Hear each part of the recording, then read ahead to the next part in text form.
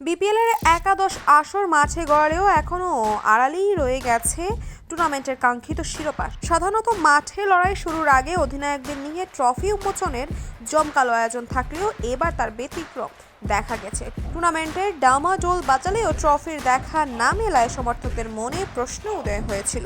অবশেষে তার আনুষ্ঠানিক উত্তর দিয়েছে বিপিএল গভর্নিং কাউন্সিল।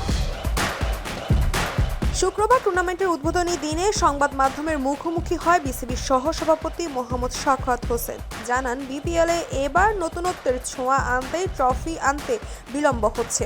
পুরনো ট্রফি বদলে সম্পূর্ণ নতুন আঙ্গিকে একটি ট্রফি তৈরির উদ্যোগ নেয় বোর্ড। তবে প্রথম দফায় তৈরিকৃত ট্রফিটি মনের মতো না হয় তা পুনরায় তৈরির নির্দেশ দেওয়া হয়। সবকিছু নিখুঁতভাবে করার জন্য খুব অল্প সময় পাওয়ায় টুর্নামেন্ট শুরুর আগেই তা দেশে পৌঁছানো সম্ভব হয়নি। তবে দ্রুতই এই সোনালী ট্রফি বিসিবির হাতে এসে পৌঁছাবে বলে তিনি আশ্বস্ত করেন। এই অপেক্ষার পেছনে বড় এক চমকের কথা জানিয়েছেন media committee chairman Amjad Hossain. তিনি জানান, এবারের ট্রফিটি কেবল সাধারণ কোনো স্মারক নয়, বরং এটি সংযুক্ত আরব আমিরাত থেকে বিশেষভাবে আনিয়ে নেওয়া হচ্ছে।